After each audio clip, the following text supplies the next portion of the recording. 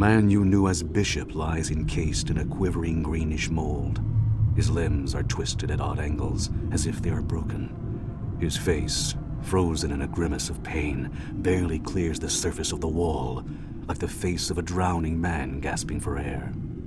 His eyes meet yours, and you realize that all the color has drained from his hair and his flesh. One of his eyes is completely white and bulging.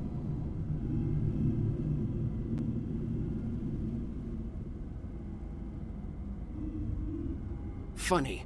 I remember things differently. Halfway out of the temple, everything shakes, and 100 tons of rock fall on my head. Last thing I recall seeing were bits of my own skull. Who is this one? He speaks as if he knows you.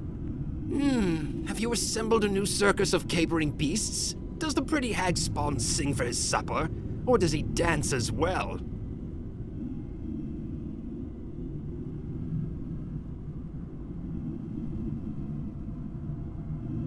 And I dance and sing quite well, I would add. More trusted than the man who opened the gates of your keep to a horde of undead? You should treasure that compliment, Hag Spawn. It is clearly heartfelt. At once, the wall shudders, convulses. The twisted figures trapped within cry out as one as the entire wall shifts.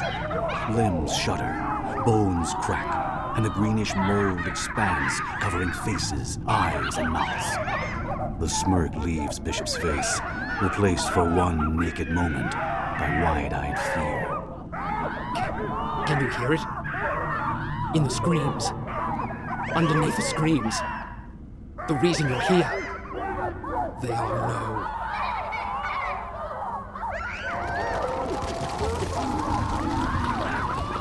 No. I made this bed of mold and rot. You never knew me. You thought you could read me, manipulate me like the paladin or the devil girl. Ah, to forget and be forgotten, that's paradise. It's getting there that's the hard part. But I don't fight it, like these others. They're infected with hope, waiting for the crusade to return.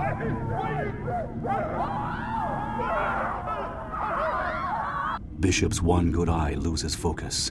It seems to look through you, beyond you.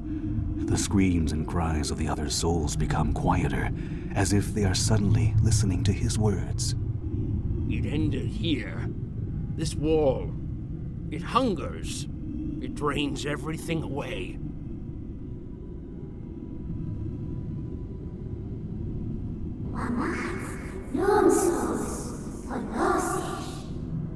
For a moment, Bishop's eyes seems to clear.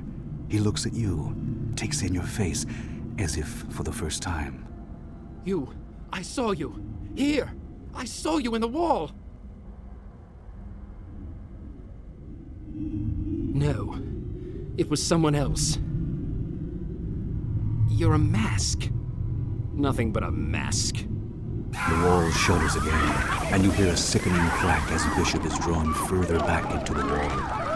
Green mold rushes in to cover his face and bursts forth from his mouth in a noxious plume. He's seen you. The god of the dead. They're coming. Again, the god of the dead.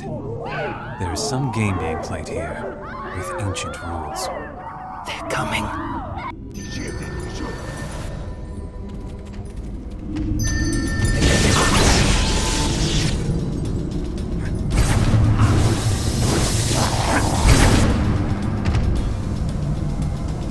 This is most. Shall we indulge ourselves? Their time has come.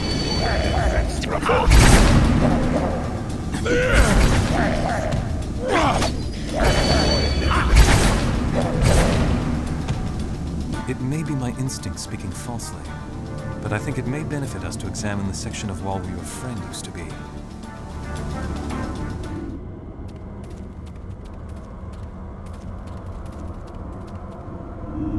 The noxious green mold has closed over Bishop's face and head.